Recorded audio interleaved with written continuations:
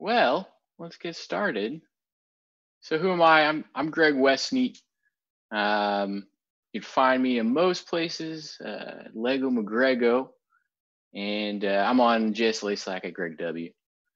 Well, background. I work on some of the systems that power salads for Sweetgreen.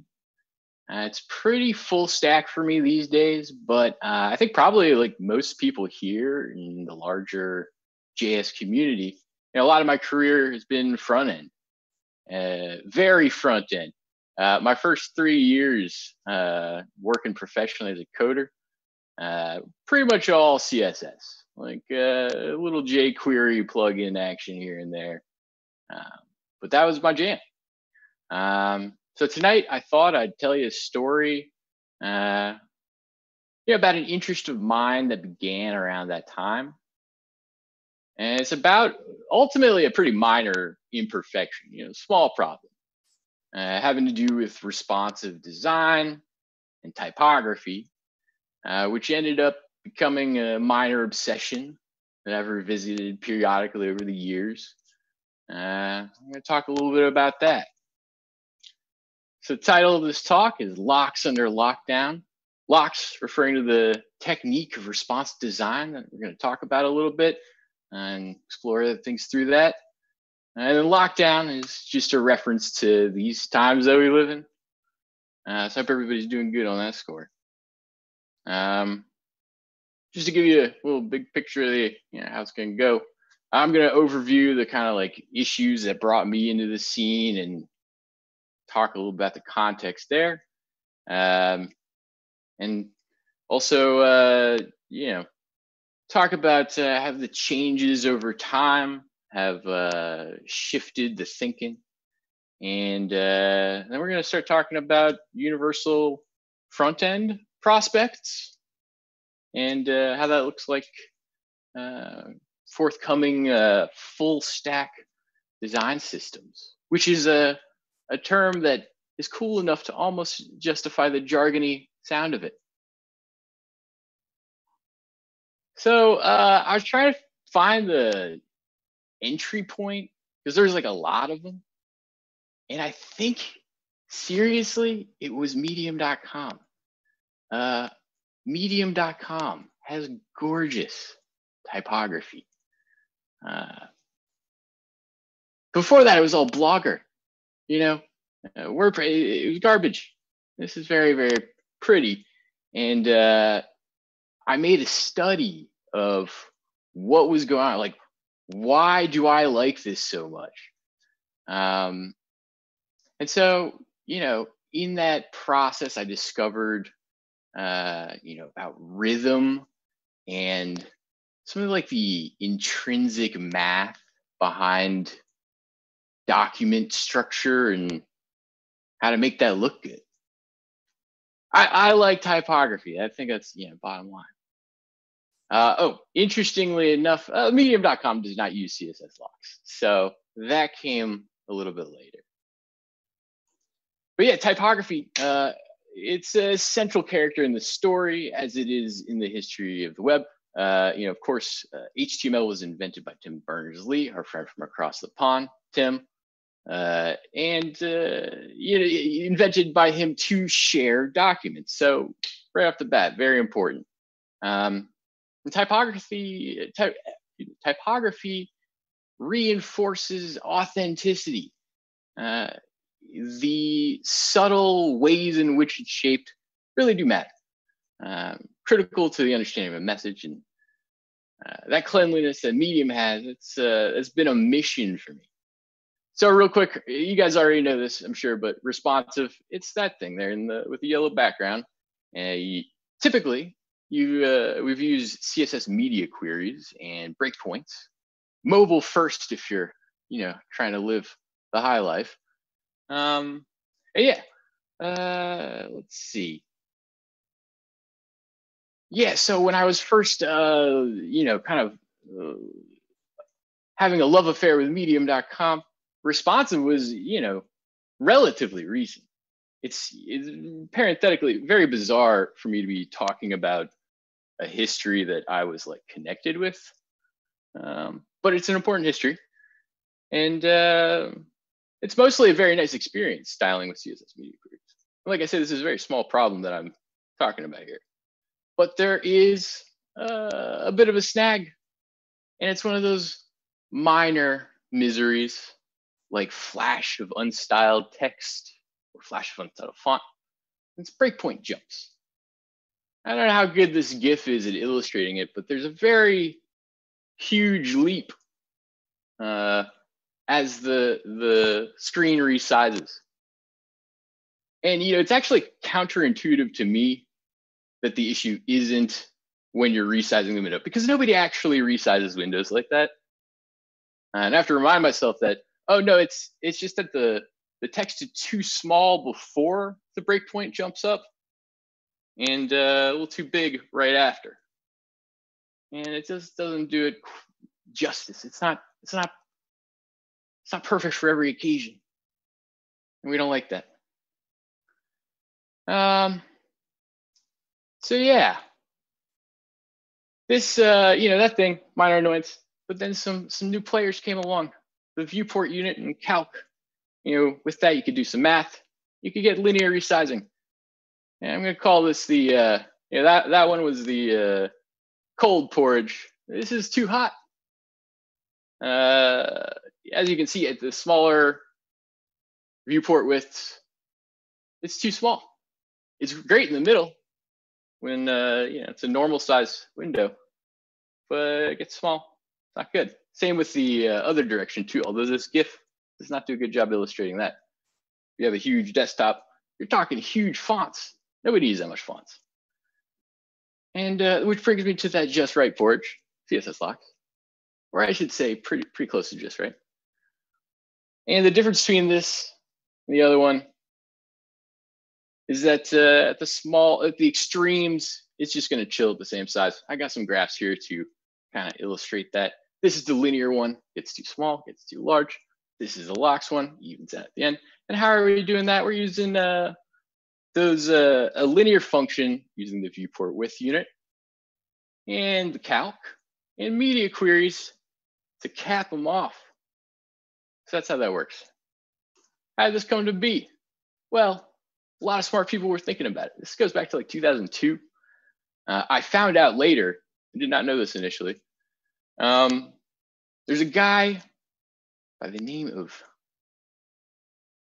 Tim Brown, and he is the head of Typekit at Adobe, I think. And anyway, he wrote a seminal article about the relationship between line height and font size. I guess the idea is, and I think if you try this out, you'd see it to be true. Smaller font, you need more space between. Big font, relative to the size. It's mathy. I'm not gonna lie, this is a little bit mathy, but I guess the point is that there are functional transitions between extremes of font size. There's an intrinsic formula happening to how we view and enjoy typography at different sizes, which seems, such a small thing, but it's kind of fascinating. Yes. So I have the quote here in my notes on the next slide, so I'll say them not from recollection. Long lines of text need more line spacing. That's the quote. Yeah, and it's, I think it's important to emphasize CSS locks mainly about size. This is about line height. There are other things too. Maybe we'll get to that. So my first crack at it, this is back 2000, I want to say 13, 14, something like that. Was in Sass, which I still love and we still use today. And was, I remember static CSS. There's no functions and modules. It was all just configurely. But this is, for me, really one of the first entry points into thinking about like that more scripting type of programming. So yeah, it was wild times. It was very fun. And I recreated the Medium style sheet. And there's so much DNA in that thing. I don't have time to talk about it, but they got a lot going on. And I recreated it. I think for the most part, I don't know if, art critics would be able to detect my forgery or anything. But it was awesome. Life was good, still good. But then React happened, which I love React. But it changed the equation a bit for, my Sass solutions. Perfect world I thought I was living in a couple different ways. Let's go to some exclamation question marks. Inline CSS, what? Before 2015, I want to say is when this happened, where Vue gave the talk about React Native at the React Summit. That was the first time anybody major had ever said we should inline CSS. Before that, it was very much keep the separation of concerns. And that's the theme throughout this, the separation of concerns and how that relates to languages. So inline CSS, now I got to contend, how do you do that with CSS locks? So I had to adapt to CSS in JS, and it was very overwhelming. No longer could you, do simple things like sibling selectors, because it all had to be inline. That's one of the, at first it was obviously heresy. Then I was a convert, and now I'm realizing that the inline thing, it misses some things. It's mostly good. So my first attempt to adapt to the new React inline CSS thing was through style components. Another joy, really. And there's a kind of an embarrassing GitHub comment where I proclaim with immediacy my intent to write a styled components utility for Polished, which is like a utility library for style components. And that was 3 years ago. So what's been going on since? We'll talk about it. Enter React Native Web. And this is the reason that my style components efforts pause, is because oh, well, I want to do this cool thing with style components. I also want it to be compatible with this other new cool thing I'm hearing about, React Native Web. What's up? Sorry. Well, I'm going to continue. React Native Web. React Native Web, for those of you who don't know, it's React, but using React Native Vue primitives. And everybody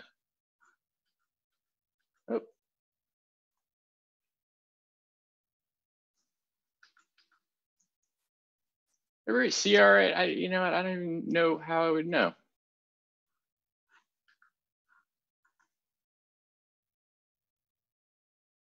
I hope y'all can see all right, but perhaps not.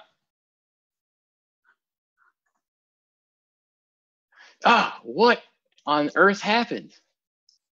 What calamity for my talk? The talk that I prepared so hard for. Well, I'm gonna close out that window. You're gonna see my code for a moment. Sorry about this, guys.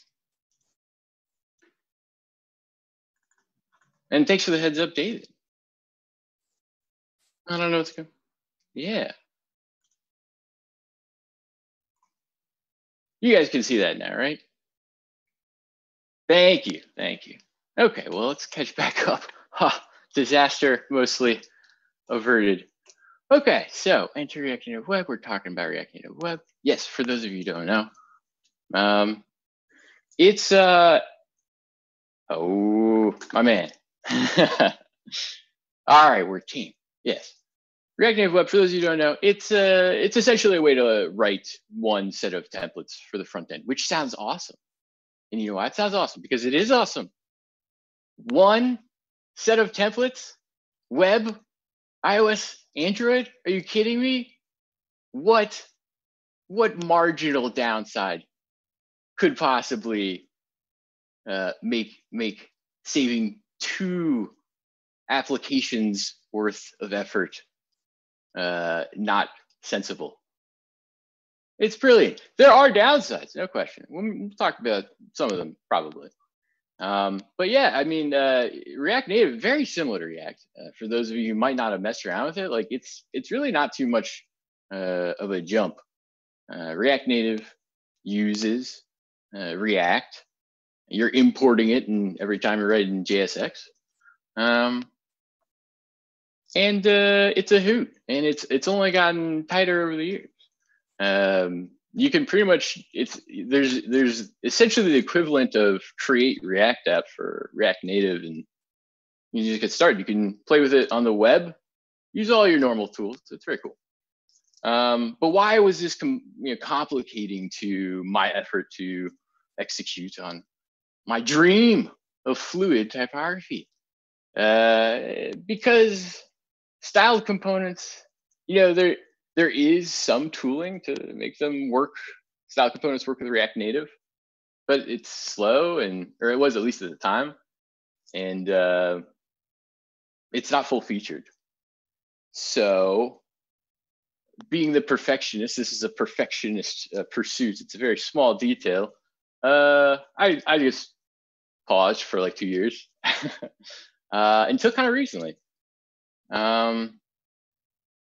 A little bit more on like some of the specific pain points there, because it's interesting and it's gonna like lead into the next topic. Yes, these daggers, there are no media queries in JavaScript the way that there are in CSS. You can obviously like measure window. That's it. That's what you do. But and just real quick to parenthetically related to that point, there's a lot of CSS norms that aren't in React Native. That's one of the things that makes it a little bit uneasy of a transition. You don't have hover. That was shocking. I can't just use : hover. Oh. But the alternative there, and the alternative with media queries, is to write a more intentional abstraction that's encapsulated to the JavaScript event that it actually corresponds to, or the DOM event, whatever, how you want to describe it. So trade-offs, right? Next one, blogging is tough. Blogging is tough. What do I mean by that? I mean, blogging, I'm sure, is tough. But specifically, I'm sure most people there have used a WYSIWYG. What you see is what you get. Those blog editors where you type it in your blog post. That outputs as HTML. It doesn't work on native devices, HTML. So how do you run a WordPress site? These basic things, back years ago at this point, basic things you had to rethink a little bit, which happens. It's fun. And it leads you to create interesting solutions. This dynamic styles things, I'm realizing I've already addressed it. It's just the hover part, but no big deal. It's reinforcing the point. It's a point worth reinforcing. So playground. I'm going to pause here and talk about a couple things. I'm going to overload this slide a bit. So there are like 3 majorly cool tools that have come out of this exploration. One of them, related to that blog thing, is a very good render to React Native parsing library, where you have an API connection to WordPress. You get your HTML. This tool parses the HTML, loops on through it, and renders through a render map, which we're going to explore a little bit. to the React Native, which is very dope, very cool stuff. That works great. The next one was so close to being demo ready, but I have the gist of it here, so we can talk about it. Why isn't it demo ready? Just parenthetically, I don't know if anybody has ever tried to connect a Lambda to a service in a VPC writing Terraform before, but yeah, that's part of it. Not to make this the problem of our sweet Terraform or Lambdas or VPCs, all wonderful things. Anyway, playground. So the idea is, fonts and typography, kind of like way too subtle and complex to even care about. Like the fact that I cared about this like little thing, CSS and the fluid thing, I don't think everybody would. And I realized that, and so that's why you gotta make cool tools to make it easy for people to do the right thing. So this is half live right now. Whoa. Basically, the idea is you can adjust to, let's say you're putting on your design hat, you'd adjust the size of your heading and your paragraphs to be what you like. And then this is the cool part, and this has worked, I swear to you. You can output a function that you would use in a CSS lock to get fluid typography perfectly. And we were talking about linear fluidity before. This is Bezier territory. This is cubic function land. And so you can get really, because not everything's linear in the same way that not everything's static and not everything is like jumpy. Cubic is getting pretty close. And on top of that, like the V0.2, let's say, would be to add some of the other typographical features, properties that change based on the size of the viewport. Line height is one that Tim Brown kind of kicked things off with back in 2002. I was talking about it a little earlier. But like letter spacing, there's transform near the versus the baseline.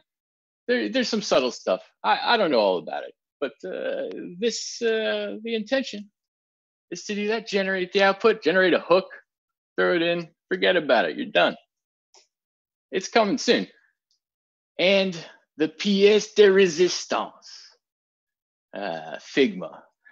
So Figma, for those of you who don't know, it's a design tool. It's a graphical design app like Photoshop and Sketch. And actually, the stuff I'm going to talk about is applying to Figma also applies to Sketch. Namely, that they're modern apps, API-driven. Figma is written in Electron. So it's just like Chrome in a lot of ways. And this past, 3 or so months, I have been messing around with rendering React to Figma, and it has been, mostly successful. There are some limitations, but you can write React components and then render them within this Figma library.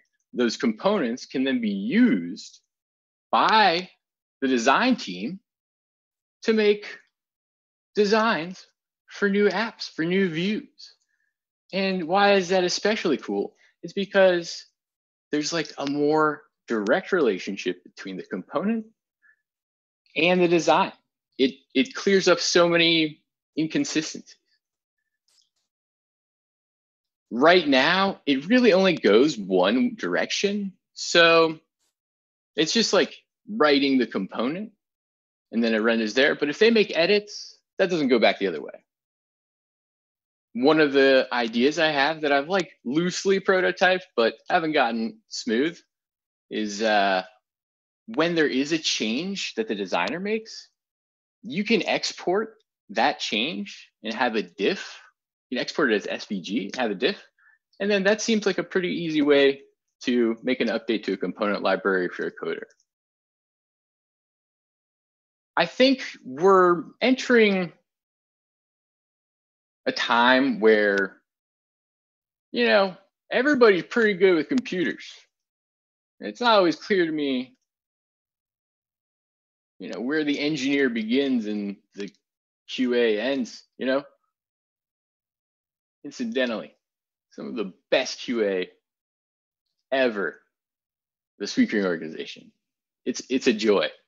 Anyway, I say this because, you know, if we're considering this idea of like everybody being an engineer, you know, making a simple update to a React component, you know, designers easily within their capabilities. You don't really need to know nuanced things. You don't need to read the docs to increase padding. It says padding, you can increase it. And it just like increases the base level competency of everybody across the organization. If everybody's, you know, minimally able to help out with each other's jobs. It's maybe a side point. My experience working with Figma has been interesting. There's two things I'll say before moving on. One is just that the guy who wrote this React Figma library, he's a fellow from Russia, one of the nicest gentlemen ever. And, you know, I always feel kind of scared when reaching out to people I respect, especially just randomly. Oh, damn, we're over time. I'll just say there are limitations here. Funnily enough, there's multi-threaded issues, which is exactly what was initially problematic with React Native. And okay, well, there's so much more to say, as there always is. But I'll just say thank you so much for your guys' attention, and I'll be on them Twitch channels in just a little bit. And thanks.